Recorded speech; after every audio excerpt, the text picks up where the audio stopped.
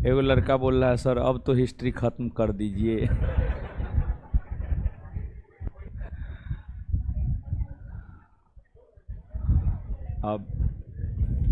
अब खत्म हो जाएगा। ये 12 नंबर चैप्टर है। 13 में है गांधी जी और 14 में है सुभाष चंद्र बोस। खत्म। उसके बाद स्वतंत्रता आंदोलन का है। स्वतंत्रता आंदोलन के बाद का काल है, तो वो पढ़ाएंगे नहीं हम। कहिएगा तो नोट दे देंगे, पढ़ाएंगे ना, नोट दे देंगे। 2 चैप्टर और है, ठीक है। 2 चैप्टर और है, 2 चैप्टर और, बस 2 चैप्टर और। ऐसे तो टोटल नोट जो बना है उसमें टोटल 19 चैप्टर है। 19 चैप्टर है टोटल। तो खैर वो सब चीज़ बताना है नहीं हमको, ठीक है। तो बस इसके बाद 2 चैप्टर और पढ़ाएंगे, 2 चैप्टर और बस। वर्ल्ड हिस्ट्री नहीं पढ़ाएंगे अभी, वर्ल्ड हिस्ट्री नहीं पढ़ाएंगे, नहीं पढ़ाएंगे वर्ल्ड हिस्ट्री अभी नहीं पढ़ाएंगे। इसके बाद ज्योग्राफी पढ़ाएंगे, ज्योग्राफी पढ़ाएंगे, पढ़िएगा। इस कालखंड के दौरान जो तमाम प्रकार की घटनाएं घटित हुई है, जैसे 1906 में मुस्लिम लीग का गठन, 1907 में कांग्रेस का सूरत फूट, 1909 में मार्ले मिंटो एक्ट, 1911 में दिल्ली दरबार का आयोजन, 1916 में होम रूल लीग आंदोलन, 1916 में कांग्रेस का लखनऊ अधिवेशन। इन्हीं सब टॉपिकों को हमें इस कालखंड के अंतर्गत जानना होता है, जिसका नाम हमने आपके साथ लिया है। उन्हीं सब टॉपिकों को इसमें जानना होता है। इसमें जहाँ तक हमें स्मरण है, हम आपको मुस्लिम लीग और मार्ले मिंटो एक्ट 1909, मुस्लिम लीग और मार्ले मिंटो एक्ट 1909 को बताए हैं। तो पिछले क्लास में जो मुस्लिम लीग और मार्ले मिंटो एक्ट 1909 के विषय में बताए हैं, इससे संबंधित कुछ प्रश्न हम आपसे पूछ रहे हैं। आप प्रश्नों का जवाब दीजिए, फिर आगे बढ़ जाएंगे। बताइएगा आप हमको, मुस्लिम लीग की स्थापना कहाँ हुई है? कहाँ हुई है? ढाका में हुई है, ठीक है। दूसरा प्रश्न यह है कि भारत में सांप्रदायिक निर्वाचन का जनक किसे माना जाता? लॉर्ड मिंटो द्वितीय, ठीक है। इसके बाद आगे बताइएगा, मुस्लिम लीग ने अपने किस अधिवेशन में औपचारिक तौर पर ब्रिटिश सरकार से पृथक निर्वाचन की मांग किया?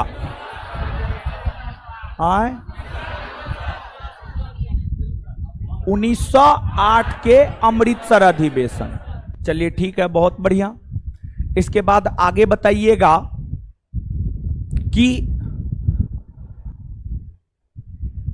किसने 1909 के मार्ले मिंटो सुधार पर टिप्पणी करते हुए यह कहा कि हम नाक के मुंह में दांत बोरे। लॉर्ड मिंटो ने खत लिखकर मार्ले को कहा, लॉर्ड मिंटो ने खत लिखकर मार्ले को कहा, ठीक है, मार्ले को कहा, ठीक है। इसके बाद आगे बताइएगा कि जो आपको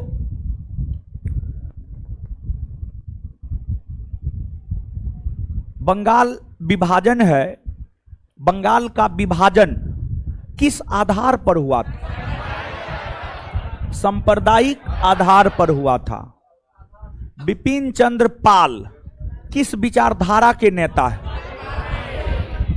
उग्रवादी, उग्रवादी विचारधारा के। चलिए ठीक है, बहुत बढ़िया।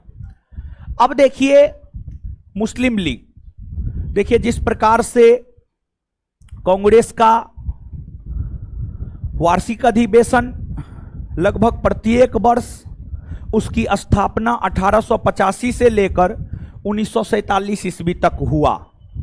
उसी प्रकार से आगे आ जाइए ना, पीछे में जगह नहीं, आगे आ जाइए।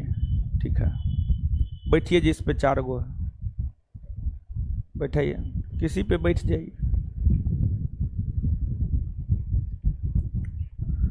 उसी प्रकार से जब मुस्लिम लीग का गठन 1906 में हुआ, तो मुस्लिम लीग के गठन होने के बाद मुस्लिम लीग का भी अलग अलग वर्षों में वार्षिक अधिवेशन आयोजित हुए, लेकिन मुस्लिम लीग के वार्षिक अधिवेशन से संबंधित ना के बराबर प्रश्न पूछा जाता है या कभी कताल प्रश्न पूछा जाता है, फिर भी आपके नोट में मुस्लिम लीग के वार्षिक अधिवेशन से संबंधित प्रश्न जो है दे दिया गया है। मुस्लिम लीग का वार्षिक अधिवेशन दे दिया गया है। अब मुस्लिम लीग का जो वार्षिक अधिवेशन महत्वपूर्ण है, उसी की चर्चा सबसे पहले यहां पर हम करेंगे, क्योंकि यहीं पर हम आपको पिछले सेशन में छोड़े थे, हाँ या ना? यहीं पर छोड़कर हम खत्म कर दिए थे पिछले सेशन को। तो मुस्लिम लीग के महत्वपूर्ण वार्षिक अधिवेशन की चर्चा हम आपके साथ कर रहे हैं। पहले आप बोर्ड पर यहां पर चीजों को देख लीजिए, समझ लीजिए, और फिर जो है आपको नोट में हम आपको टिक मरवा देंगे या आप स्वयं टिक मार लेंगे। मुस्लिम लीग के जिस वार्षिक अधिवेशन के विषय में हम आपके साथ चर्चा करेंगे, मुस्लिम लीग के जिस वार्षिक अधिवेशन के विषय में हम आपके साथ चर्चा करेंगे, उसको जो है आपको टिक मार लेना है, बाद बाकी नहीं भी याद रखेंगे, कहीं कोई दिक्कत नहीं होगा। देखिए, आपको मुस्लिम लीग का गठन 1906 में हुआ। मुस्लिम लीग का एक अधिवेशन, क्रम उरम नहीं याद रखिएगा, कभी भी मुस्लिम लीग का क्रम ना पूछा है ना पूछेगा। मुस्लिम लीग के अधिवेशनों में एक अधिवेशन 1908 में हुआ था। 1908 में जो अधिवेशन हुआ था, यह अधिवेशन अमृतसर में हुआ था। यह अधिवेशन अमृतसर में हुआ था, और अमृतसर में जो यह अधिवेशन हुआ था, इस अधिवेशन की अध्यक्षता सर सैयद अली इमाम ने किया था। 1908 के अमृतसर के मुस्लिम लीग के वार्षिक अधिवेशन की अध्यक्षता सर सैयद अली इमाम ने किया था, और इस अधिवेशन के दौरान ही मुस्लिम लीग की एक शाखा लंदन में अमीर अली के नेतृत्व में स्थापित किया गया था। इसी अधिवेशन में मुस्लिम लीग की एक शाखा लंदन में स्थापित किया गया था, और लंदन में मुस्लिम लीग की शाखा अमीर अली के नेतृत्व में स्थापित किया गया था। अमीर अली के नेतृत्व में स्थापित किया गया था। फिर इसके बाद मुस्लिम लीग का एक महत्वपूर्ण वार्षिक अधिवेशन 1915 में हुआ। 1915 में मुस्लिम लीग का वार्षिक अधिवेशन मुंबई में आयोजित हुआ था। 1915 ईस्वी में मुस्लिम लीग का वार्षिक अधिवेशन मुंबई में आयोजित हुआ था, और मुंबई में जो वार्षिक अधिवेशन आयोजित हुआ था, इस अधिवेशन की अध्यक्षता मजहर उल हक ने किया था। मजहर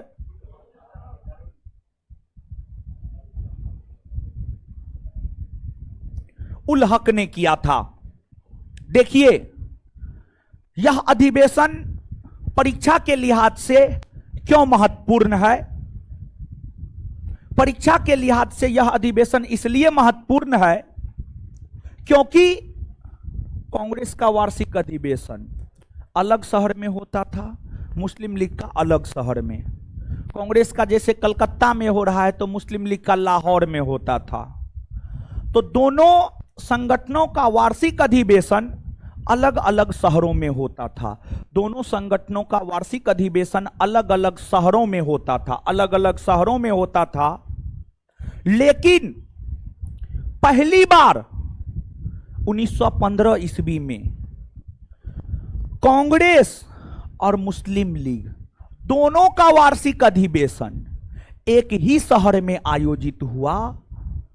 बात अगर आप कांग्रेस की करेंगे और कांग्रेस को याद करेंगे तो आपको यह पता चलेगा कि कांग्रेस का वार्षिक अधिवेशन भी 1915 में मुंबई में ही हुआ था, जिस अधिवेशन की अध्यक्षता सर सत्येंद्र प्रसाद सिन्हा ने किया था। सर सत्येंद्र प्रसाद सिन्हा ने किया था। वहीं 1915 में मुस्लिम लीग का वार्षिक अधिवेशन मुंबई में हुआ, जिसकी अध्यक्षता मजहर उल हक ने किया। मजहर उल हक ने किया। अब ध्यान से आप इस बात को सुनिएगा। यहां से प्रश्न कैसे पूछा जा सकता है और क्या प्रश्न पूछा जा सकता है। यहां से प्रश्न यह पूछा जा सकता है, पहली बार कब और कहां, पहली बार कब और कहां कांग्रेस और मुस्लिम लीग का वार्षिक अधिवेशन एक साथ आयोजित हुआ। पहली बार कब और कहां कांग्रेस और मुस्लिम लीग का वार्षिक अधिवेशन एक साथ आयोजित हुआ। इस प्रश्न का उत्तर होगा 1915 और मुंबई। 1915 और मुंबई। 1915 और मुंबई। इस बात को आप समझ पा रहे हैं? यह काफी शानदार क्वेश्चन है, काफी अच्छा क्वेश्चन है, पूछने लायक क्वेश्चन है, पूछने लायक क्वेश्चन है ये, समझ गए? इस बात को आप याद रखेंगे। इसके बाद बात अगर वर्ष 1916 की करें, 1916 ईस्वी में भी कांग्रेस और मुस्लिम लीग दोनों का वार्षिक अधिवेशन एक ही शहर में आयोजित हुआ। 1916 ईस्वी में भी कांग्रेस और मुस्लिम लीग दोनों का वार्षिक अधिवेशन एक ही शहर में आयोजित हुआ। वह शहर था लखनऊ। और लखनऊ में 1916 ईस्वी में मुस्लिम लीग का जो वार्षिक अधिवेशन आयोजित हुआ था, इस अधिवेशन की अध्यक्षता मोहम्मद अली जिन्ना ने किया था। मोहम्मद अली जिन्ना। मोहम्मद अली जिन्ना ने किया था। और कांग्रेस का 1916 ईस्वी में लखनऊ में जो वार्षिक अधिवेशन हुआ था, उस अधिवेशन की अध्यक्षता अंबिका चरण मजुमदार ने किया। अंबिका चरण मजुमदार ने किया। अंबिका चरण मजुमदार ने किया। और देखिए 1916 में लखनऊ में कांग्रेस और मुस्लिम लीग का जो वार्षिक अधिवेशन आयोजित हुआ, इसमें कांग्रेस और मुस्लिम लीग के बीच समझौता हुआ, जिस समझौता को लखनऊ समझौता कहा जाता है या कांग्रेस लीग पैक्ट कहा जाता है। कांग्रेस लीग पैक्ट या लखनऊ समझौता कहा जाता है। और इस समझौता के तहत कांग्रेस ने मुसलमानों को दिए जाने वाले पृथक निर्वाचन के अधिकार की मांग को स्वीकार किया, तो वहीं मुस्लिम लीग ने कांग्रेस को यह कहा कि भारत के स्वतंत्रता आंदोलन में मुस्लिम लीग कांग्रेस का सहयोग करेगा। कांग्रेस का सहयोग करेगा। और देखिए, कांग्रेस और मुस्लिम लीग के बीच सबसे मधुर संबंध जिस कालखंड में रहा है, वह कालखंड है 1916 से 1922 का कालखंड। कांग्रेस और मुस्लिम लीग, कांग्रेस और मुस्लिम लीग के बीच जो सबसे मधुर संबंध रहा है, जो सबसे अच्छा संबंध रहा है, वह 1916 से 1922 का कालखंड है। 1916 से 1922 का कालखंड है। किताबी भाषा में इस कालखंड को कांग्रेस और लीग के मतैक्य का काल कहा जाता है। कांग्रेस और लीग के मतैक्य, कांग्रेस और लीग के मतैक्य का काल कहा जाता है। कांग्रेस और लीग के मतैक्य का काल कहा जाता है। मतैक्य यानी मित्रता का काल, मित्रता का काल।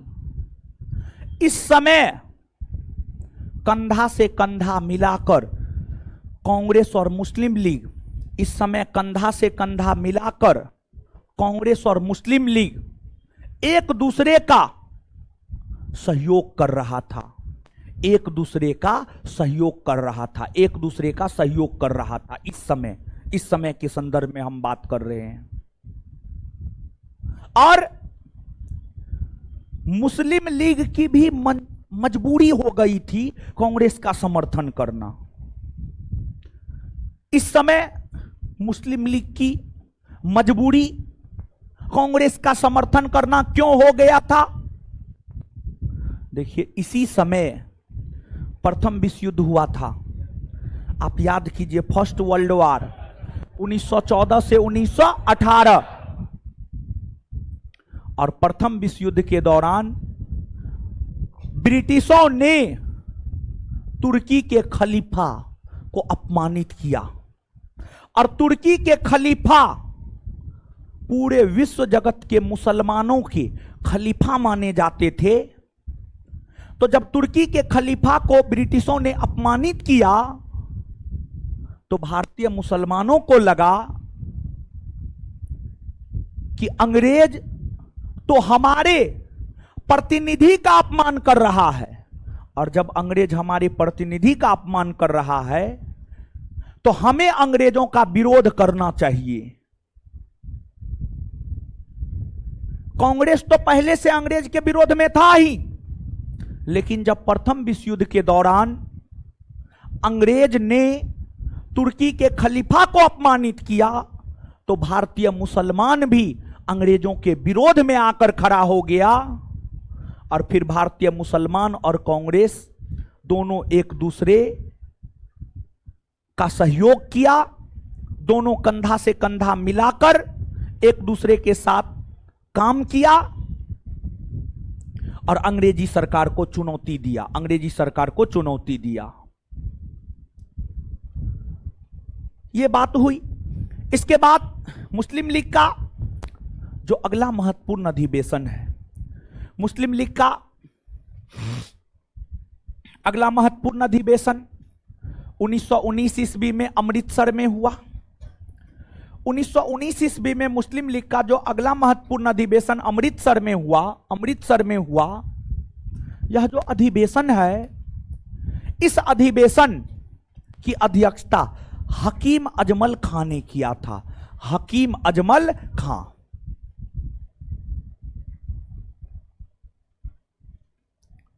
हकीम अजमल खां ने किया था, हकीम अजमल खां ने किया था। और इस अधिवेशन का महत्व क्यों है?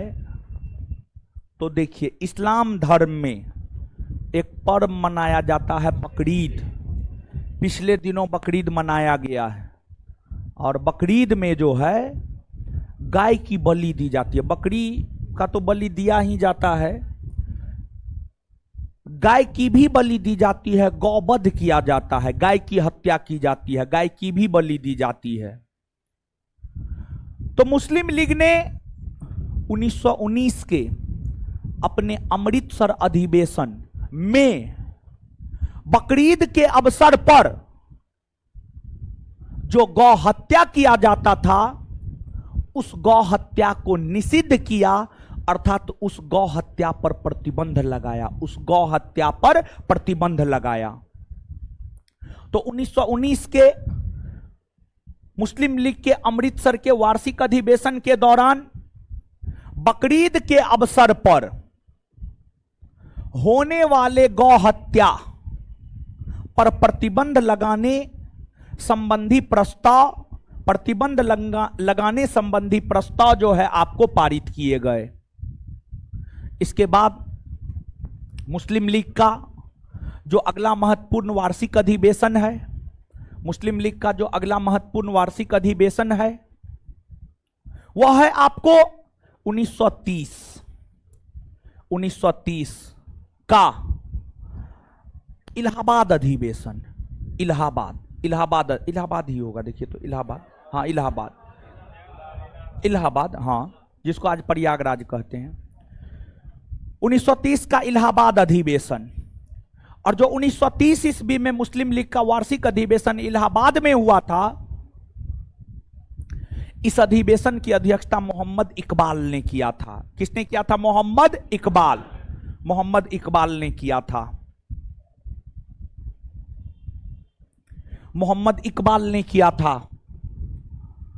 और यह जो 1930 का इलाहाबाद अधिवेशन है, जिसकी अध्यक्षता मोहम्मद इकबाल ने किया था, इसी अधिवेशन में मुसलमानों के लिए एक अलग राष्ट्र होनी चाहिए, पृथक मुस्लिम राष्ट्र की अभिकल्पना की गई। मुसलमानों के लिए पृथक मुस्लिम राष्ट्र की अभिकल्पना की गई, मतलब मुसलमानों के लिए जब अलग राष्ट्र होगा तब हिंदुस्तान या भारत या इंडिया तो हिंदुओं के लिए हो जाएगा। अर्थात यहां पर हम यह बात कह सकते हैं कि मुस्लिम लीग के इसी अधिवेशन में पृथक मुस्लिम राष्ट्र की अभिकल्पना की गई तथा दो राष्ट्र का सिद्धांत भी दिया गया। आगे नोट में थोड़ा बहुत एरर है, हम उसको सुधार करवा देंगे, आप चिंता मत कीजिएगा, एक दो जगह जहां पर है। तो इस अधिवेशन में जो है आपको पृथक मुस्लिम राष्ट्र की अभिकल्पना की गई, और साथ ही साथ हम यह भी कह सकते हैं कि दो राष्ट्र का सिद्धांत दिया गया। इसके बाद मुस्लिम लीग का अगला महत्वपूर्ण अधिवेशन 1940 में हुआ, लाहौर में हुआ। 1940 में लाहौर में हुआ। 1940 में मुस्लिम लीग का वार्षिक अधिवेशन जो लाहौर में हुआ था, इस अधिवेशन की अध्यक्षता मोहम्मद अली जिन्ना ने किया था। और मुस्लिम लीग ने अपने इस अधिवेशन के दौरान ही पाकिस्तान के प्रस्ताव को पारित किया था। मुस्लिम लीग ने अपने इस अधिवेशन के दौरान ही पाकिस्तान के प्रस्ताव को पारित किया था। मतलब मुस्लिम लीग यह प्रस्ताव पारित किया कि मुसलमानों के लिए एक अलग राष्ट्र पाकिस्तान का निर्माण होकर रहेगा। देखिए, कांग्रेस के इतिहास में जो महत्व कांग्रेस के 1929 के लाहौर अधिवेशन का है, कांग्रेस के इतिहास में जो महत्व कांग्रेस के 1929 के लाहौर अधिवेशन का है, जिसमें कांग्रेस ने यह प्रस्ताव पारित किया था कि उसे पूर्ण स्वराज चाहिए, पूरी की पूरी आजादी चाहिए, उससे कम कुछ नहीं चाहिए। उसी प्रकार से मुस्लिम लीग ने 1940 के लाहौर अधिवेशन में यह प्रस्ताव पारित किया कि उसे मुसलमानों के लिए एक अलग राष्ट्र पाकिस्तान चाहिए। तो कांग्रेस के इतिहास में जो महत्व 1929 के लाहौर अधिवेशन का है, मुस्लिम लीग के इतिहास में वही महत्व 1940 के लाहौर अधिवेशन का है, जिसकी अध्यक्षता मोहम्मद अली जिन्ना ने किया था। इसके बाद वर्ष 1943 में कांग्रेस का दो अधिवेशन हुआ। एक अप्रैल में, मार्च अप्रैल में, और एक दिसंबर 1943 में। तो मुस्लिम लीग का वार्षिक अधिवेशन 1943 में जो दिसंबर में हुआ था कराची में, कराची में मुस्लिम लीग का 1943 में दिसंबर में, या दिसंबर 1943 ईस्वी में, मुस्लिम लीग का दिसंबर 1943 ईस्वी में कराची में जो वार्षिक अधिवेशन हुआ था, 1943 के जगह 45 लिखा हुआ है, ठीक है, 45 लिखा हुआ है, देखिए ना, है ना, अरे यहाँ पे देखिए ना, दिसंबर 1945 सबसे लास्ट वाला देखिए ना, सबसे लास्ट वाला दिसंबर 1945 है ना, यहां पर 1943 कर लीजिएगा। समझे बात को? नहीं समझे अभी तो हम करवाइए देंगे, फिर से हम करवाएंगे, एक बार दिखाएंगे, चिंता मत कीजिए।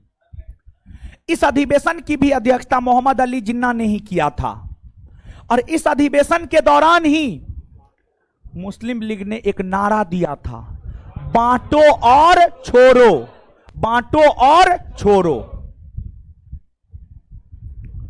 बांटो और छोड़ो का नारा दिया, बांटो और छोड़ो का नारा दिया, बांटो और छोड़ो का नारा दिया। 1943 के दिसंबर के कराची अधिवेशन के दौरान मुस्लिम लीग ने बांटो और छोड़ो मतलब भारत का विभाजन करो और मुसलमानों को छोड़ दो, यानी मुसलमानों को जो है भेज दो वहां, समझ गया, बांटो और छोड़ो का नारा मुस्लिम लीग ने दिया। मुस्लिम लीग के यही 5, 6, 7 जितना बताए होंगे, यही वार्षिक अधिवेशन महत्वपूर्ण है। आप क्वेश्चन बैंक पलट करके देखेंगे, अगर मुस्लिम लीग के वार्षिक अधिवेशन से प्रश्न पूछा है, यहीं से पूछा है और यही आगे भी पूछा जाएगा। आप भरोसा रखिए, मुस्लिम लीग के वार्षिक अधिवेशन के संदर्भ में इन चीजों को आप याद रखेंगे। अब एक बार आप नोट पलटिए, ऐसे नोट मेरे पास भी है, नोट पलटिए एक बार, जहां पर जो जो बोल रहे हैं वहां पर वो कीजिए। सबसे पहले टिक मारिए, कौन कौन सा वार्षिक अधिवेशन महत्वपूर्ण है, टिक मारिए। 1908 अमृतसर, सर सैयद अली इमाम। 1908 ईस्वी में अमीर अली की अध्यक्षता में मुस्लिम लीग की लंदन शाखा की स्थापना हुई, टिक मारे। 1915 बंबई मजहर उल हक कांग्रेस व लीग का संयुक्त अधिवेशन। 1916 लखनऊ मोहम्मद अली जिन्ना लखनऊ पैक्ट।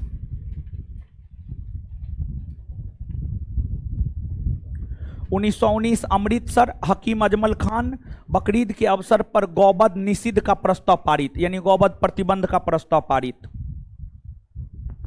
आगे 1930 इलाहाबाद, 1930 इलाहाबाद। 1940 लाहौर, 1940 लाहौर लास्ट। 1945 दिसंबर है ना, 1945 को काट करके 1943 कर लीजिए, लास्ट वाला मुस्लिम लीग का जो लास्ट अधिवेशन है, जो 1945 लिखा हुआ है, उसको काट करके 1943 कीजिए, 1943 कीजिए। 1943 दिसंबर कराची मोहम्मद अली जिन्ना बांटो और छोड़ो, इसमें भी टिक मार लीजिए। मुस्लिम लीग का इतना ही वार्षिक अधिवेशन महत्वपूर्ण है। अब देखिएगा 1940 लाहौर अधिवेशन मोहम्मद अली जिन्ना।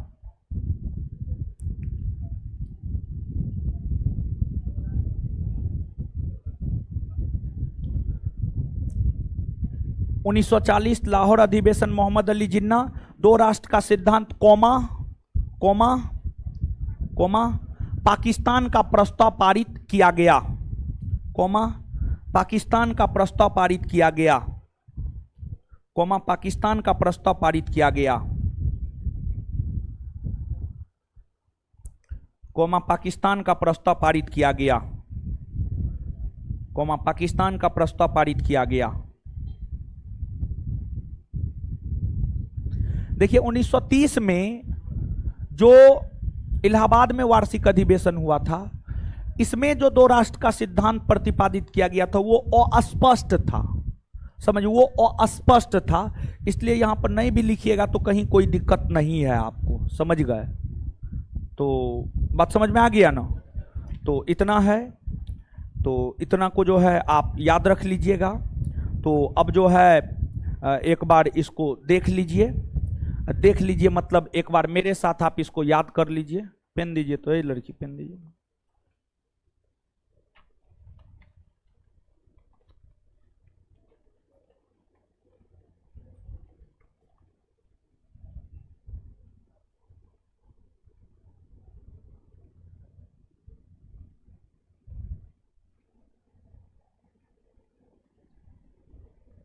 चलिए लीजिए,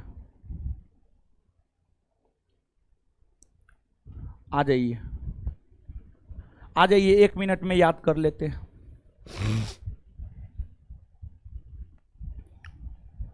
मुस्लिम लीग का 1908 में अधिवेशन कहां हुआ? मुस्लिम लीग का 1908 में अधिवेशन कहां हुआ? अध्यक्षता किसने किया? इस अधिवेशन के दौरान ही मुस्लिम लीग की लंदन में एक शाखा खोली गई। मुस्लिम लीग के किस अधिवेशन के दौरान लंदन में मुस्लिम लीग की एक शाखा खोली गई? 1908 अमृतसर। अच्छा, लंदन में मुस्लिम लीग की एक शाखा किसके नेतृत्व में खोली गई? किसके नेतृत्व में? पहली बार कांग्रेस और मुस्लिम लीग का संयुक्त अधिवेशन कब और कहां हुआ? 1915। 1915। अच्छा, 1915 के मुस्लिम लीग के मुंबई अधिवेशन की अध्यक्षता किसने किया है? 1915 के मुस्लिम लीग के मुंबई अधिवेशन की अध्यक्षता किसने किया है? 1916 के मुस्लिम लीग के लखनऊ अधिवेशन की अध्यक्षता किसने किया है? मोहम्मद अली। 1916 में भी कांग्रेस और मुस्लिम लीग दोनों का वार्षिक अधिवेशन एक ही स्थान पर न कहां हुआ था? अच्छा, कौन सा कालखंड कांग्रेस और मुस्लिम लीग के मतैक्य की या मित्रता का कालखंड कहा जाए? 1916 से 1900 कांग्रेस और मुस्लिम लीग के बीच समझौता कब हुआ? 1900। कांग्रेस और मुस्लिम लीग के बीच समझौता कब हुआ? 1916। आगे बताइएगा। 1919 में कांग्रेस का भी वार्षिक अधिवेशन अमृतसर में हुआ था और मुस्लिम लीग का भी अमृतसर में हुआ था। 1919 में मुस्लिम लीग का वार्षिक अधिवेशन कहां हुआ? इसकी अध्यक्षता किसने किया? 1919 में मुस्लिम लीग का वार्षिक अधिवेशन कहां हुआ? अध्यक्षता किसने किया? और जो है इस अधिवेशन के दौरान कौन सा प्रस्ताव पारित हुआ? चलिए बताइएगा। मुस्लिम लीग के किस अधिवेशन में बकरीद के अवसर पर होने वाले गौवध हत्या पर प्रतिबंध लगाने की घोषणा की गई? 1919 अमृतसर। 1930 में मुस्लिम लीग का वार्षिक अधिवेशन कहां हुआ? अध्यक्षता किसने किया? मोहम्मद इकबाल ने। सर्वप्रथम पृथक मुस्लिम राष्ट्र की अभिकल्पना मुस्लिम लीग के किस अधिवेशन के दौरान? पृथक मुस्लिम राष्ट्र की अभिकल्पना 1940 में मुस्लिम लीग का वार्षिक अधिवेशन कहां हुआ? 1940 में कहां हुआ? अध्यक्षता किसने किया? कौन सा प्रस्ताव पारित हुआ? मुस्लिम लीग के किस अधिवेशन में पाकिस्तान का प्रस्ताव पारित हुआ? मुस्लिम लीग के किस अधिवेशन में पाकिस्तान का प्रस्ताव पारित हुआ? अपने किस अधिवेशन में बांटो और छोड़ो का नारा दिया?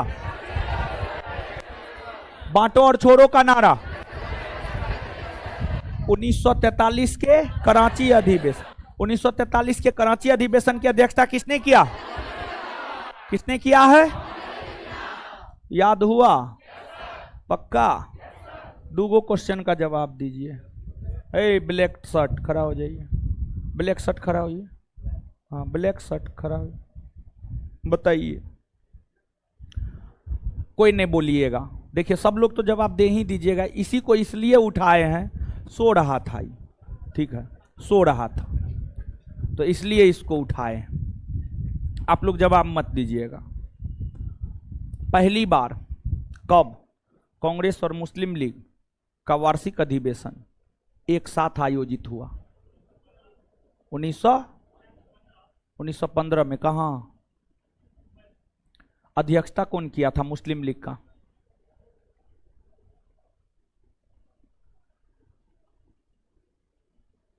उन्नीस सौ 15 के मुंबई के कांग्रेस अधिवेशन की अध्यक्षता कौन किया था? सत्येंद्र नाथ सिन्हा, सत्येंद्र प्रसाद सिन्हा। मुस्लिम लीग का वार्षिक अधिवेशन का अध्यक्षता कौन किया था? सोया मत कीजिए, ठीक है, बैठ जाइए। चलिए अब देखिएगा, मुस्लिम लीग के विषय में हो गया। 1906 खत्म हो गया, 1906 का वर्ष खत्म हो गया। अब 1907 में कांग्रेस में फूट पड़ी थी, जिस फूट को इतिहास में सूरत फूट कहा जाता है। क्या कहा जाता है? सूरत फूट कहा जाता है। ऐसे तो ये पहले भी बताए हैं, हमको लगता है नहीं बताना चाहिए, लेकिन फिर भी बता देते हैं। सूरत फूट 1907, सूरत फूट 1907। देखिए, ध्यान दीजिएगा, सुनिएगा। सूरत फूट 1907 आप सब लोग जानते हैं क्या हो रहा है? पानी एक्सचेंज हो रहा है।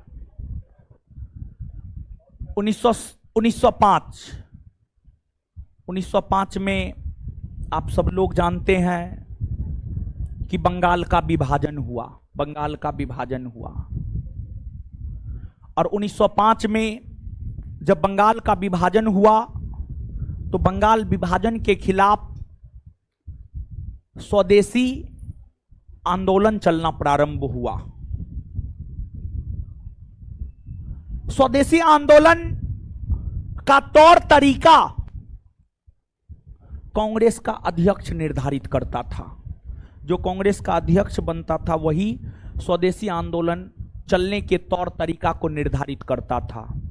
इसलिए कांग्रेस के गरम दल के लोग यह चाहते थे कि कांग्रेस का अध्यक्ष गरम दल के लोग बने, और कांग्रेस के नरम दल के लोग यह चाहते थे कि कांग्रेस का अध्यक्ष कांग्रेस के नरम दल के लोग बने। इसको लेकर विवाद 1905 ईस्वी से ही शुरू हो गया था। इसको लेकर विवाद 1905 ईस्वी से ही शुरू हो गया था। लेकिन 1905 में जब गोपाल कृष्ण गोखले को अध्यक्ष बनाया गया तो गरम दल नरम दल दोनों शांत हो गया, क्योंकि गोपाल कृष्ण गोखले बड़ी वरिष्ठ नेता थे, बहुत वरिष्ठ नेता थे गोपाल कृष्ण गोखले। तो 1905 में तो मामला शांत हो गया।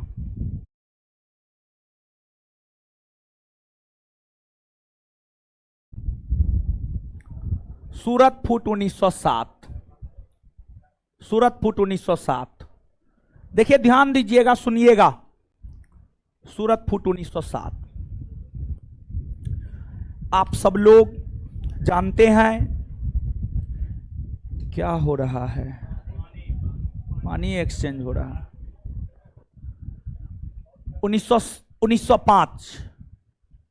1905 में आप सब लोग जानते हैं कि बंगाल का विभाजन हुआ, बंगाल का विभाजन हुआ।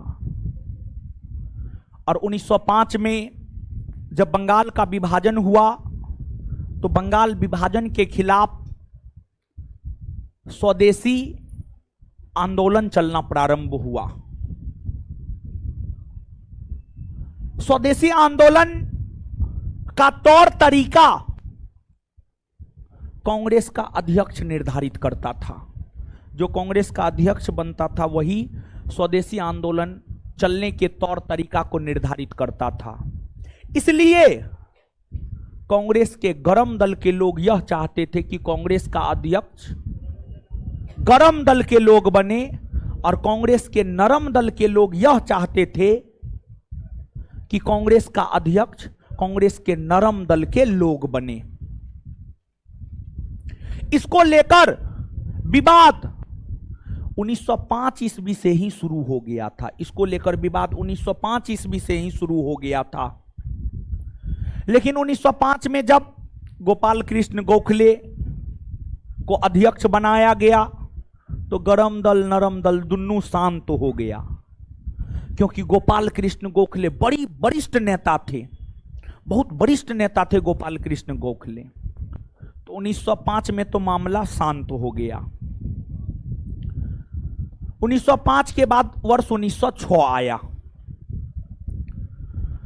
1906 में फिर से गरम दल वाले अपना अध्यक्ष बनना चाहते थे और नरम दल वाले अपना अध्यक्ष बनाना चाहते थे। दादा भाई नेरोजी ने अपना नाम आगे कर दिया, कहा हम बनेंगे। दादा भाई नेरोजी भी बड़ी वरिष्ठ थे, तो उनका भी विरोध करने में किसी को नहीं बना। लेकिन 1906 में कांग्रेस का वार्षिक अधिवेशन जो कोलकाता में हुआ था, उस वार्षिक अधिवेशन की अध्यक्षता जो दादा भाई नेरोजी कर रहे थे, वो स्वयं भी बहुत प्रेशर में थे, बहुत दबाव में थे और उग्रवादी नेताओं के दबाव में थे, और उग्रवादी नेताओं के दबाव में थे, जिस कारण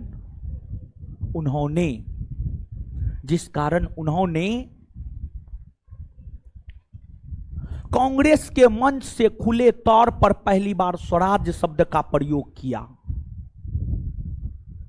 और उग्रवादी नेताओं के दबाव के कारण ही 1906 के कलकत्ता अधिवेशन में 4 प्रस्ताव पारित हुआ: स्वदेशी, बहिष्कार, स्वराज और राष्ट्रीय शिक्षा।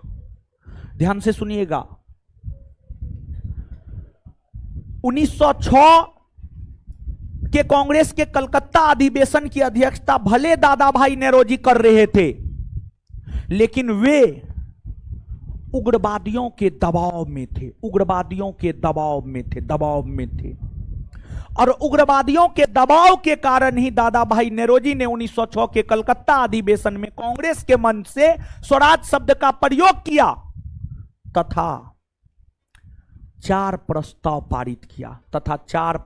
पारित किया: स्वदेशी, बहिष्कार, स्वराज और राष्ट्रीय शिक्षा संबंधी 4 प्रस्ताव पारित किया।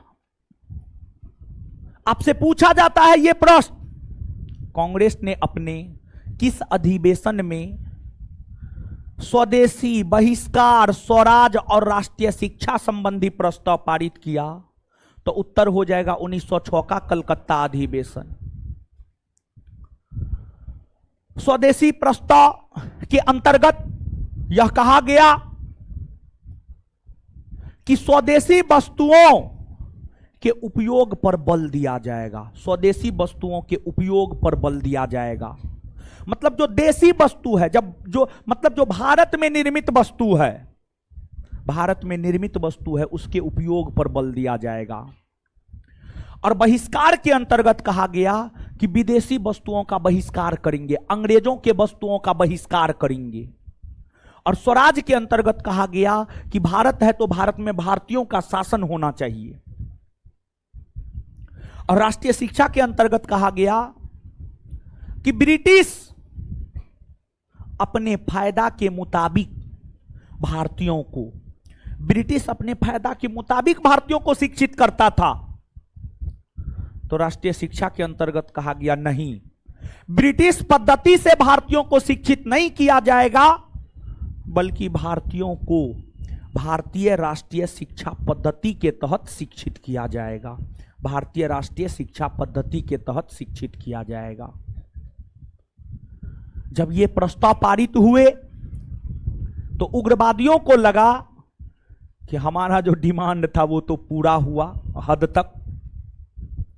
फिर वर्ष 1907 आया, वर्ष 1907 आया, वर्ष 1907। जब वर्ष 1907 आया तो एक तो वर्ष 1907 में कांग्रेस का वार्षिक अधिवेशन नागपुर में होना था, नागपुर में होना था, नागपुर में होना था। और नागपुर कांग्रेस के उग्रवादी नेताओं का गढ़ हुआ करता था। नागपुर उस समय, नागपुर महाराष्ट्र में पड़ता है, उस समय नागपुर कांग्रेस के उग्रवादी नेताओं का गढ़ हुआ करता था, उग्रवादी नेताओं का गढ़ हुआ करता था। तथा नागपुर में जो कांग्रेस का वार्षिक अधिवेशन होना था तो उग्रवादी नेताओं का गढ़ नागपुर था। तो नागपुर के कांग्रेस के स्वागत समिति के अधिकतर सदस्य उग्रवादी विचारधारा के थे। अगर नागपुर में कांग्रेस का वार्षिक अधिवेशन 1907 में हो जाता तो कोई उग्रवादी नेता ही कांग्रेस का अध्यक्ष बनता, कोई उग्रवादी नेता ही कांग्रेस का अध्यक्ष बनता। लेकिन उदारवादियों ने, कांग्रेस के उदारवादी विचारधारा के नेताओं ने येन केन प्रकारेण कांग्रेस का वार्षिक अधिवेशन नागपुर में नहीं होने दिया, बल्कि नागपुर से हटाकर सूरत स्थानांतरित कर दिया और कहा ना, नागपुर में नहीं होगा 1907 का वार्षिक अधिवेशन, सूरत में होगा, सूरत में होगा। और सूरत कांग्रेस के उदारवादी नेताओं का गढ़ हुआ करता था, कांग्रेस के उदारवादी नेताओं का गढ़ हुआ करता था, कांग्रेस के उदारवादी नेताओं का गढ़ हुआ करता था सूरत। अब कांग्रेस का वार्षिक अधिवेशन सूरत स्थानांतरित हो गया और सूरत में पकड़ था उदारवादी नेताओं का। तो अब उदारवादी नेता अपने मन मुताबिक जो हुआ वो किया। बाल गंगाधर तिलक 1907 के कांग्रेस के वार्षिक अधिवेशन का अध्यक्ष लाला लाजपत राय को बनाना चाहता था और बिपिन चंद्र पाल तिलक को बनाना चाहता था। गौर से सुनिएगा, वर्ष 1907 के कांग्रेस के वार्षिक अधिवेशन का अध्यक्ष तिलक, बाल गंगाधर तिलक लाला लाजपत राय को बनाना चाहता था, लेकिन बिपिन चंद्र पाल तिलक को बनाना चाहता था। ये दोनों में से कोई नहीं बना। बना कांग्रेस के उदारवादी नेताओं में से एक रास बिहारी घोष, रास बिहारी घोष, नोट में बॉस लिखा हुआ है उसको सही कीजिए, रास बिहारी घोष, रास बिहारी घोष, नोट में गलत लिखा हुआ दीजिए, लड़की दीजिए, कहां है बता दे रहे हैं, पेज नंबर 270,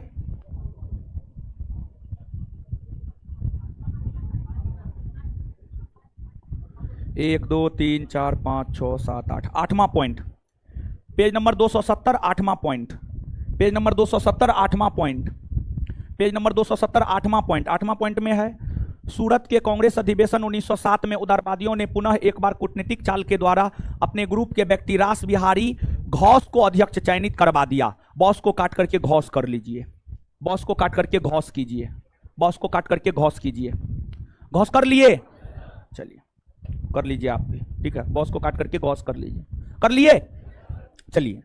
तो अब अंततः उदारवादी अपने कूटनीति का प्रयोग करते हुए 1907 के वार्षिक अधिवेशन का अध्यक्ष रास बिहारी घोष को बना दिया।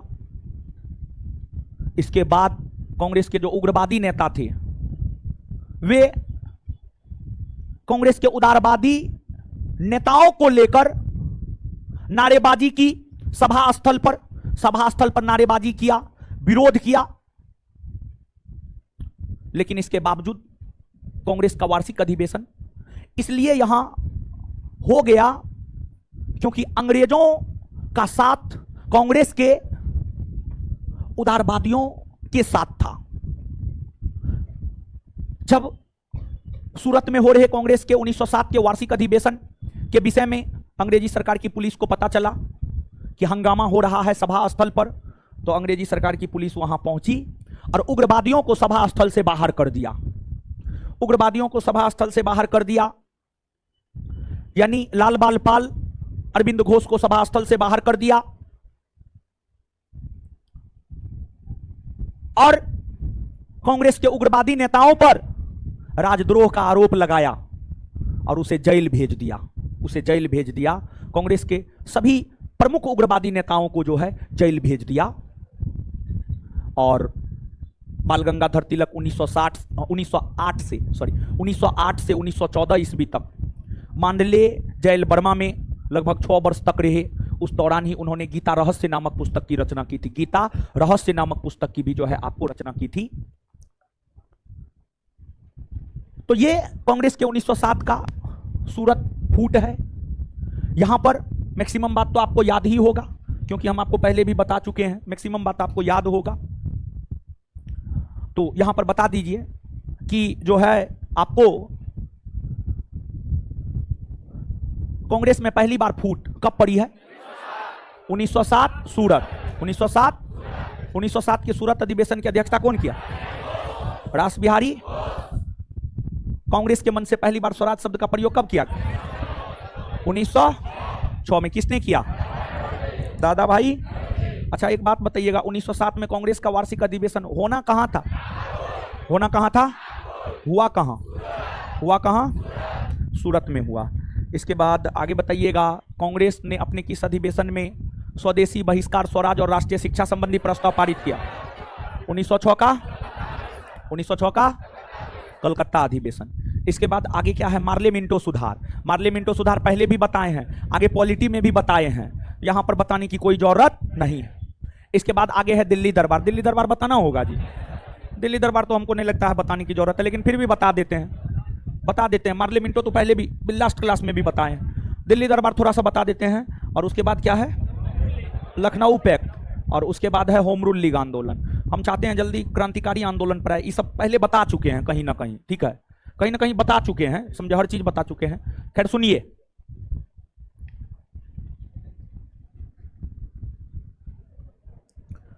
अब आप समझिएगा दिल्ली दरबार। देखिए, आप सब लोग जानते हैं, बात अगर दिल्ली दरबार की करें तो ब्रिटिश राजा और रानी को सम्मान देने, उन्हें उपाधि प्रदान करने, या कोई राजा परिवर्तित हुआ, नए राजा बने, इन उपलक्ष्यों में दिल्ली दरबार का आयोजन सामान्य तौर पर किया जाता था। और दिल्ली दरबार की अगर बात की जाए तो 3 दिल्ली दरबार का आयोजन हुआ है, जिसमें पहला दिल्ली दरबार 1877 लॉर्ड लिटन के समय, द्वितीय दिल्ली दरबार 1903 लॉर्ड कर्जन के समय, और तृतीय दिल्ली दरबार 1911 लॉर्ड हार्डिंग द्वितीय के समय। तो प्रथम दिल्ली दरबार 1877 लिटन के समय, द्वितीय 1903 कर्जन, तृतीय 1911 लॉर्ड हार्डिंग द्वितीय। पहली बात यहां पर जो दिल्ली दरबार के संदर्भ में चीजें दी हुई है वह तृतीय दिल्ली दरबार के संदर्भ में चीजें दी हुई है। तो तृतीय दिल्ली दरबार के संदर्भ में हम बात करेंगे, लेकिन एक बार आप बताइए प्रथम दिल्ली दरबार कब आयोजित हुआ? 1877 किसके समय? लॉर्ड। द्वितीय दिल्ली दरबार कब आयोजित? 1900 किसके समय? लॉर्ड। तृतीय दिल्ली दरबार 1900 किसके समय? लॉर्ड हार्डिंग द्वितीय। अब ध्यान से सुनिए, देखिए यहां पर जो है तृतीय दिल्ली दरबार के संदर्भ में प्रश्न है। तृतीय दिल्ली दरबार,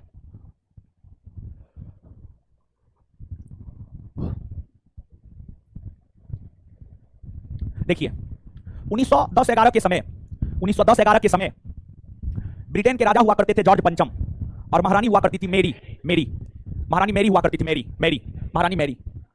तो जॉर्ज पंचम और महारानी मैरी का भारत आगमन 1911 ईस्वी में हुआ। इन दोनों का 1911 ईस्वी में भारत आगमन हुआ। इन दोनों का जब 1911 ईस्वी में भारत आगमन हुआ तो इन दोनों ने भारत का भ्रमण किया, पूरे भारतवर्ष का भ्रमण किया। जब ये दोनों भारतवर्ष का भ्रमण कर रहे थे तो भारतवर्ष के भ्रमण के दौरान दोनों का पूरे भारतवर्ष में विरोध किया जा रहा था। पूरे भारतवर्ष में विरोध किया जा रहा था। तो पता किया कि विरोध का कारण क्या है। तो इन्हें पता चला कि लॉर्ड कर्जन ने 1905 में बंगाल का विभाजन जो सांप्रदायिक आधार पर कर दिया, यही कारण है कि इन दोनों का पूरे भारतवर्ष में विरोध हो रहा है। जब हार्डिंग द्वितीय ने 12 दिसंबर 1911 को इन दोनों के सम्मान में दिल्ली दरबार का आयोजन किया, उसी दिल्ली दरबार में जॉर्ज पंचम और महारानी मेरी के द्वारा यह घोषणा किया गया कि 1905 में सांप्रदायिक आधार पर जो बंगाल का विभाजन हुआ था उसको रद्द करते हैं, रद्द करते हैं। तो तृतीय दिल्ली दरबार 1911 में ही बंगाल विभाजन को रद्द करने की घोषणा की गई और फिर बंगाल विभाजन रद्द हो गया। साथ ही साथ इस दिल्ली दरबार में ही यह भी घोषणा किया गया बंगाल को फिर से एक किया जाता है और इस घोषणा के तहत ही बंगाल फिर से एक हुआ। भारतीयों की एक मांग यह थी कि बंगाल का विभाजन कीजिए, लेकिन बंगाल का विभाजन करके एक अलग राज्य बिहार बना दीजिए।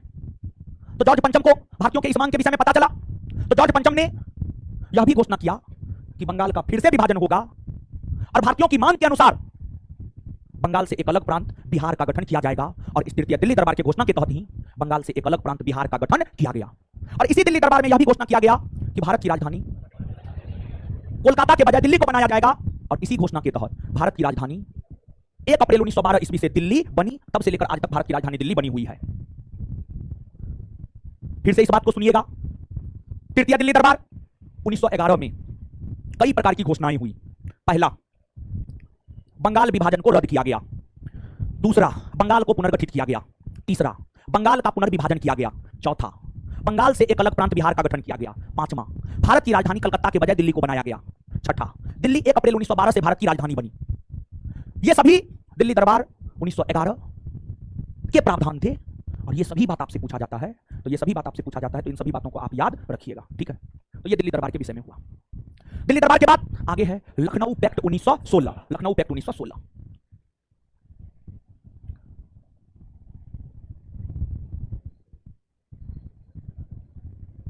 लखनऊ पैक्ट 1916 देखिए, आप याद कीजिए, जब हम आपको कांग्रेस बता रहे थे और लखनऊ अधिवेशन बता रहे थे, तो लखनऊ अधिवेशन को बताने के क्रम में जो है लखनऊ पैक्ट 1916 के विषय में हम आपको बताए थे, नहीं बताए थे, एकदम बताए हुए, एकदम बताए हुए। लेकिन फिर भी जान लीजिए, फिर से जान लीजिए, बताए हुए हैं, वही सब बात बताना है, फिर भी जान लीजिए, टॉपिक है यहाँ पर तो कहिएगा छोड़ दिए, लेकिन बताने का जरूरत है नहीं, यहाँ पे नहीं है बताने का जरूरत, छोड़ दे क्या, छोड़ देना, कोई दिक्कत नहीं ना, बताए हुए हैं, हाँ ठीक है। क्या विचार, लखनऊ पैक्ट 1916 छोड़ देना, छोड़ दे, कौन कौन लोग पक्ष में हैं बताएं, अच्छा नहीं बताइए देते हैं, हाँ जी वाले जी, इससे पहले भी बताए हुए, बट अच्छा ठीक है बता ही देते। देखिए ध्यान दीजिएगा, लखनऊ पैक्ट 1916 का काफी ज्यादा महत्व है। कांग्रेस और मुस्लिम लीग दोनों का 1916 में वार्षिक अधिवेशन लखनऊ में ही हुआ और कांग्रेस के वार्षिक अधिवेशन की अध्यक्षता जहां मोहम्मद अली जिन्ना ने किया था, वहीं मुस्लिम लीग के लखनऊ के 1916 के वार्षिक अधिवेशन की अध्यक्षता जहां मोहम्मद अली जिन्ना ने किया था, वहीं कांग्रेस के 1916 के लखनऊ अधिवेशन की अध्यक्षता अंबिका चरण मजुमदार ने किया, और इस अधिवेशन का महत्व इसलिए है क्योंकि इस अधिवेशन के दौरान कांग्रेस और मुस्लिम लीग दोनों में एक समझौता हुआ। इस अधिवेशन के दौरान कांग्रेस और मुस्लिम लीग दोनों में एक समझौता हुआ।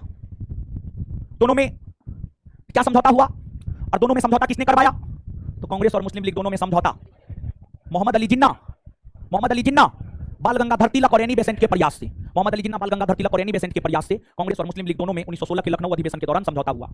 इस समझौता के तहत मुस्लिम लीग ने कांग्रेस को यह आश्वासन दिया कि देश की आजादी के लिए जो कांग्रेस लड़ाई लड़ रहा है, उस लड़ाई में मुस्लिम लीग कांग्रेस के साथ खड़ा है, तथा कांग्रेस ने मुसलमानों को 1909 के मार्ले मिंटो सुधार के तहत दिए जाने वाले पृथक निर्वाचन के अधिकार को स्वीकार किया।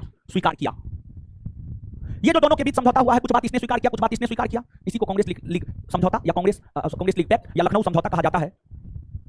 एक तो कांग्रेस लीग पैक्ट या लखनऊ समझौता के कारण इस अधिवेशन का महत्व है। दूसरा, 1907 में कांग्रेस में जो स्पष्ट तौर पर फूट पड़ी थी, जिसमें कांग्रेस दो भाग नरम दल और गरम दल में बट गया था, बाल गंगाधर तिलक के प्रयास से फिर से कांग्रेस के गरम दल और नरम दल दोनों एक हो गया। बाल गंगाधर तिलक के प्रयास से फिर से 1916 के लखनऊ अधिवेशन में कांग्रेस के गरम दल और नरम दल दोनों एक हो गए। दूसरा महत्व यह है। तीसरा महत्व इस अधिवेशन का यह है कि इस अधिवेशन के दौरान ही बाल गंगाधर तिलक ने यह नारा दिया था, स्वराज हमारा जन्मसिद्ध अधिकार है और हम इसे लेकर रहे। चौथा, इस अधिवेशन के दौरान ही गांधी जी की मुलाकात चंपारण के भितिहर गांव के किसान नेता राजकुमार शुक्ल से हुई, जिसके कहने पर गांधी जी चंपारण गए और चंपारण में सत्याग्रह का आयोजन किया, जिसे चंपारण सत्याग्रह कहा जाता है। और देखिए, जब आपको कांग्रेस और लीग के बीच समझौता हुआ तो अंग्रेज का टेंशन बढ़ गया। अंग्रेज हमेशा यह चाहता था कि कांग्रेस और मुस्लिम लीग दोनों एक ना हो, दोनों में दूरियां बनी रहे, दोनों कभी एक ना हो। लेकिन लखनऊ समझौता ने अंग्रेजों की चिंता को बढ़ा दिया तथा 1916 के लखनऊ समझौता से पहले मुस्लिम लीग का झुकाव एकदम अंग्रेज की तरफ था। लेकिन कहा जाता है ना, जब तक किसी को ठोकर नहीं लगता है तब तक आदमी संभलता ना है। तो मुस्लिम लीग भी तब तक नहीं संभला था जब तक कि तुर्की के खलीफा को अंग्रेजों ने अपमानित नहीं कर दिया। लेकिन जब तुर्की के खलीफा को अंग्रेजों ने अपमानित कर दिया तब मुस्लिम लीग संभला, और तब मुस्लिम लीग तथा मुस्लिम लीग के सदस्यों ने कांग्रेस से अलग होकर भी काम किया, तो वह देश की आजादी के लिए काम किया, देश की आजादी के लिए काम किया, देश की आजादी के लिए काम किया, और जरूरत पड़ने पर समय समय पर कांग्रेस को मदद भी किया। जैसे आज का जो राजनीतिक परिदृश्य है, आम आदमी पार्टी का उदय कांग्रेस की विचारधारा का विरोध करते हुए हुआ, लेकिन एक समय आज का ऐसा है कि दोनों गठबंधन बना लिया, दोनों एक हो गया है। तो समय और परिस्थितियां एक बना देता है। तो कई सारी ऐसी परिस्थितियां, कई सारे ऐसे समय हुए जब कांग्रेस मुस्लिम लीग दोनों अलग रहे, और कई सारी परिस्थितियां ऐसी भी हुई जब दोनों एक भी हुआ। और कांग्रेस और मुस्लिम लीग के बीच समझौता करवाने में जो मोहम्मद अली जिन्ना का योगदान था, उनके योगदान को देखते हुए श्रीमती सरोजिनी नायडू ने मोहम्मद अली जिन्ना को हिंदू मुस्लिम एकता का राजदूत कहकर पुकारी, हिंदू मुस्लिम एकता का राजदूत कहकर पुकारी। ये आपको लखनऊ पैक्ट है, पढ़ लीजिएगा बाद बाकी। इसके बाद अब आगे है होम रूल लीग आंदोलन, होम रूल लीग आंदोलन, ठीक है। होम रूल लीग आंदोलन देखिए, होम रूल अंग्रेजी शब्द है, इसका अर्थ होता है हिंदी में गृह स्वशासन। गृह यानी घर, जिसका घर है शासन उसी का होना चाहिए। आपका घर है, आपके घर पर दूसरा आदमी शासन करेगा तो वो तो शोषण ही करेगा। आपका घर है तो आप शासन कीजिए, भारत है तो भारत में भारतीयों का शासन होना चाहिए। गृह स्वशासन का मतलब ये होता है। और देखिए, बात अगर होम रूल लीग आंदोलन की करे तो वैश्विक स्तर पर होम रूल लीग आंदोलन पहली बार आयरलैंड में हुआ था। और आयरलैंड से प्रेरित होकर ही भारत में होम रूल लीग आंदोलन चलाया गया था। भारत में भी होम रूल लीग आंदोलन चलाया गया था, और भारत में होम रूल लीग आंदोलन 1916 ईस्वी में हुआ। और भारत में होम रूल लीग आंदोलन जो 1916 ईस्वी में हुआ, यह होम रूल लीग आंदोलन बाल गंगाधर तिलक और श्रीमती एनी बेसेंट के द्वारा चलाया गया। बाल गंगाधर तिलक और श्रीमती एनी बेसेंट के द्वारा चलाया गया। देखिए, अगर आप बात करेंगे होम रूल लीग आंदोलन की, तो जो होम रूल लीग आंदोलन है यह आपको भारत के भीतर महाराष्ट्र के क्षेत्र में चला और मद्रास यानी तमिलनाडु के क्षेत्र में चला। महाराष्ट्र के क्षेत्र में होम रूल लीग आंदोलन चला और तमिलनाडु यानी मद्रास के क्षेत्र में होम रूल लीग आंदोलन चला। भारत के महाराष्ट्र के क्षेत्र में होम रूल लीग आंदोलन की स्थापना अप्रैल 1916 ईस्वी में बाल गंगाधर तिलक के द्वारा किया गया, और महाराष्ट्र तथा पुणे के क्षेत्र में होम रूल लीग आंदोलन बाल गंगाधर तिलक नहीं चलाया। वही मद्रास के क्षेत्र में होम रूल लीग की स्थापना सितंबर 1916 में हुआ। यह आंदोलन श्रीमती एनी बेसेंट के द्वारा चलाया गया। श्रीमती एनी बेसेंट के द्वारा यह आंदोलन चलाया गया। बाल गंगाधर तिलक की अगर हम बात करें तो बाल गंगाधर तिलक ने अपने होम रूल लीग आंदोलन का अध्यक्ष जोसेफ बैप्टिस्टा और सचिव एनसी केलकर को बनाया। वही एनी बेसेंट ने अपने होम रूल लीग आंदोलन का सचिव जॉर्ज अरुंडेल को अपने होम रूल लीग आंदोलन का सचिव बनाई। George Arundale. इस प्रकार तिलक और एनी बेसेंट दोनों का होम रूल लीग आंदोलन चला। और देखिए, ध्यान दीजिएगा, पिछले दिनों डेली टेस्ट या कहीं पर एक क्वेश्चन दिए हुए थे, प्रथम विश्व युद्ध के दौरान कौन से आंदोलन हुए हैं? तो प्रथम विश्व युद्ध 1914 से 1918 के दौरान हुआ है, और प्रथम विश्व युद्ध के दौरान होम रूल लीग आंदोलन हुए हैं।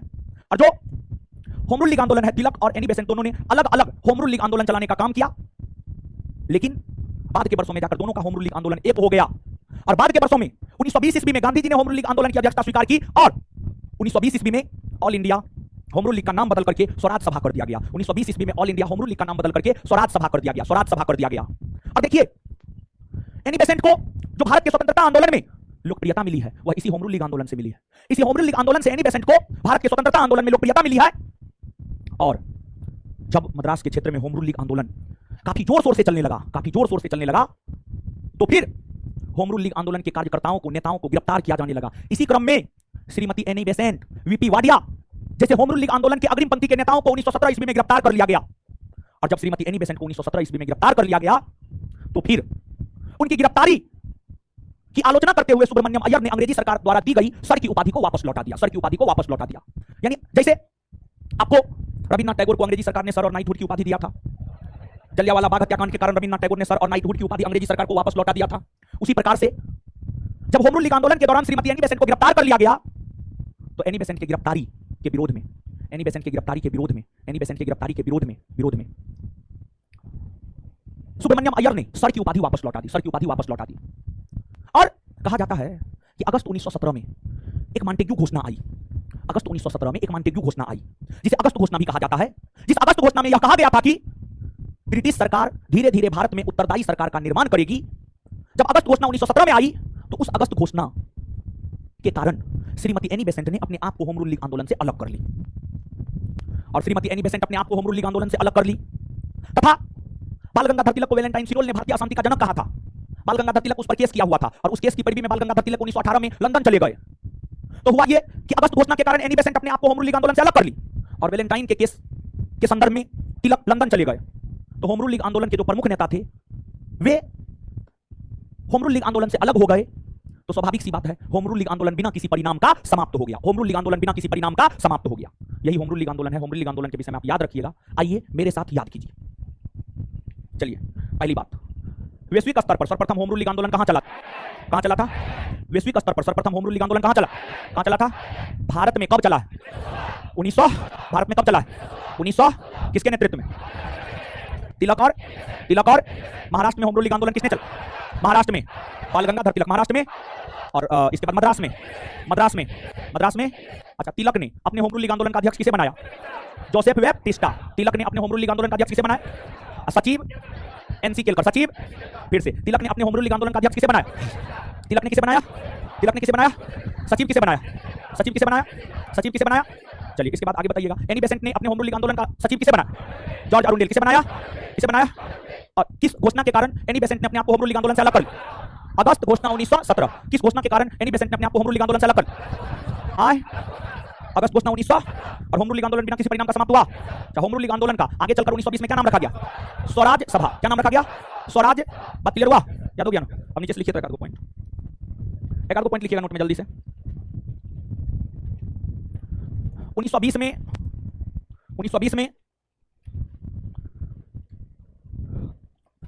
में होम रूल लीग आंदोलन की अध्यक्षता महात्मा गांधी ने की।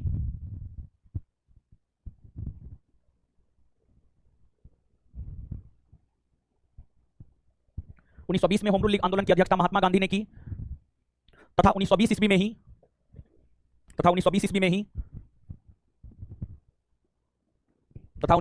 ही All India Home Rule league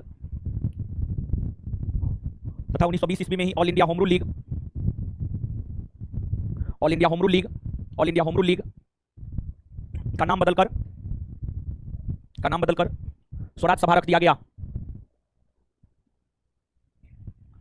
गया। आगे, सर्वप्रथम होम रूल लीग आंदोलन आयरलैंड में चला था। सर्वप्रथम होम रूल लीग आंदोलन आयरलैंड में चला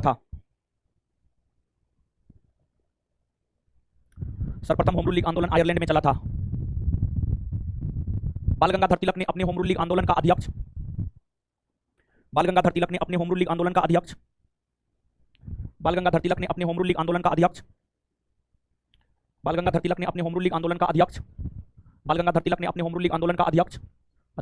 जोसेफ बैप्टिस्टा और सचिव एनसी केलकर को बनाया। तथा एनी बेसेंट ने अपने आंदोलन का सचिव जॉर्ज अरुंडेल को बनाया।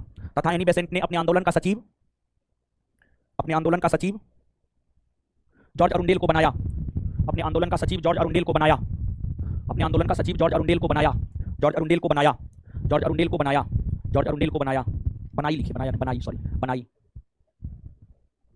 और सुब्रमण्यम अय्यर सर की उपाधि लौटाया था। क्वेश्चन आंसर में है ये बात, पिछले चैप्टर के क्वेश्चन आंसर में है।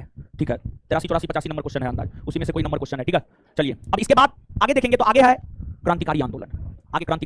तो आगे हम आपके साथ जो है अगले क्लास में चर्चा करेंगे क्रांतिकारी आंदोलन की। एक पॉइंट और लिखिए। श्रीमती सरोजिनी नायडू ने मोहम्मद अली जिन्ना को हिंदू मुस्लिम एकता का राजदूत कहकर पुकारी। श्रीमती सरोजिनी नायडू ने मोहम्मद अली जिन्ना को हिंदू मुस्लिम एकता का राजदूत कहकर पुकारी। क्या करते हैं? कमेंट में देखते हैं ना, क्या क्या कमेंट आता है? क्वेश्चन और आता है? क्वेश्चन और नहीं आ रहा है? कुछ आता है आपको? कुछ नहीं आता है? दिल्ली दरबार का पॉइंट नंबर 2 तो बोलिएगा ना है? क्या है दिल्ली दरबार का पॉइंट? उसको भी गिरफ्तार, सही है, कोई दिक्कत नहीं, सही है, ये भी सही है। चलिए, हाँ आगे तिलक का भी है। चलिए अब इससे आगे भारत में क्रांतिकारी आंदोलन, तो क्रांतिकारी आंदोलन की शुरुआत अगले क्लास में ही ना करेंगे। इतना बात समझ में आ गया ना? नोट को जाके पढ़ा कीजिए, ठीक है? पढ़ते हैं कि नहीं पढ़ते? हाँ, पढ़ा कीजिए। चलिए अब होमवर्क सब क्या दिए थे दीजिए। इसमें जो दिए थे 394 से आगे ना, बताइए टिहरी बांध कौन राज्य में? कौन राज्य में? टिहरी बांध कौन राज्य में? सरदार सरोवर, तुंगभद्रा, हीराकुंड। कांच का गहरा नीला रंग किस कारण होता? कोबाल्ट। अमीबा किससे भोजन ग्रहण करता? प्रकाश का तरंग सिद्धांत किसने दिया? हाइजेंस। डीएनए किसमें पाया जाता है? केंद्रक में। दांत के निर्माण में किस तत्व की सर्वाधिक भूमिका? कैल्शियम। जब समाज सभी नियमों को मापदंडों के साथ पालन करता है उसे क्या कहते हैं? समाजीकरण। संतोष ट्रॉफी का संबंध किससे है? जर्मनी की आधिकारिक मुद्रा। धान के खेत से किस प्रकार की गैस निकलती? CH4। चलिए आगे सुनिए, इसमें होमवर्क क्वेश्चन नंबर 1 से 50, पेज नंबर 407 से। क्वेश्चन बैंक में देखिए, क्वेश्चन नंबर 1 से 50, पेज नंबर 407 से 421, 50 क्वेश्चन लीजिए। इसमें क्या दिए थे? भारत में यूरोपीय कंपनियों का आगमन। इसमें अगला होमवर्क है ईस्ट इंडिया कंपनी और बंगाल के नवाब। ईस्ट इंडिया कंपनी और बंगाल के नवाब। इसमें अगला होमवर्क है ईस्ट इंडिया कंपनी और बंगाल के नवाब, आधुनिक का दूसरा चैप्टर। आगे जवाब दीजिए, बताइए नीला जल योजना से संबंधित कौन है? Almirah. Vasco D gamma Bharat कब आया? 1400। पुर्तगालियों ने भारत में निम्नलिखित में से किस स्थान पर प्रथम दुर्ग का निर्माण किया? कोचीन। निम्नलिखित ब्रिटिश कंपनियों में से किसे भारत में व्यापार करने का पहला अधिकार पत्र प्राप्त हुआ? लिबेंट कंपनी। बंगाल की निम्नलिखित फैक्ट्रियों में से जो एक पुर्तगालियों द्वारा स्थापित की गई थी कहां है? हुगली। कहां? हुगली। कलकत्ता किसने बसाया? जॉब। किस स्थान पर भारत में प्रथम नगर निगम स्थापित हुआ? कहां? मद्रास। हुगली को बंगाल की खाड़ी में समुद्री लूटपाट के लिए किसने अड्डा बनाया? पुर्त। भारत के साथ व्यापार के लिए सर्वप्रथम संयुक्त पूंजी कंपनी किन लोगों ने आरंभ की? डच। किसने? कर्नाटक युद्ध किन किन के मध्य लड़ा गया? अंग्रेज और फ्रांसीसी। किस मुगल सम्राट के काल में इंग्लिश ईस्ट इंडिया कंपनी ने भारत में सर्वप्रथम कारखाना स्थापित किया? जहांगीर। उस क्षेत्र की पहचान करें जहां से यूरोप वासियों को सर्वोत्तम सोडा और अफीम प्राप्त होता था? बिहार। किसने ईस्ट इंडिया कंपनी के बारे में यह टिप्पणी की कि कंपनी एक असंगति है परंतु यह उस व्यवस्था का भाग है जहां सब कुछ ही असंगत है? मैकाले। किसने? अगला होमवर्क बढ़ा दीजिए, ठीक है भाई। सुनिए, हो कल शनिवार है ना? अच्छा शनिवार है, ठीक है, कोई बात नहीं है, शनिवार है तो अच्छी बात है। हाँ कल शनिवार है, कल टेस्ट है, ठीक है। और कल टेस्ट है 12:30 बजे से। क्या बजे से? और कल जो टेस्ट है 12:30 बजे से वो नया सेंटर पर नहीं है बल्कि यही है, ठीक है, यही है। कल 12:30 बजे से टेस्ट है, वो टेस्ट नया सेंटर पर नहीं है